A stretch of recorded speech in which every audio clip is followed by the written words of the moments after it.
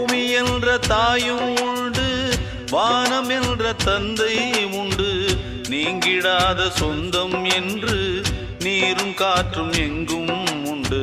பூபாளம் பாடும் காலை வந்து வரவேற்கும், தாயின்றி நின்ற பிள்ளை தன்னை என்றும் காக்கும்.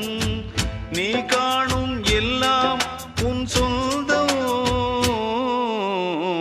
ஆலோலம் பாடி அசைந்தாடும் காற்றே அதை கேட்டு தூங்கும் ஆவாரம் பூவே. தனியானால் என்ன துணை இங்கே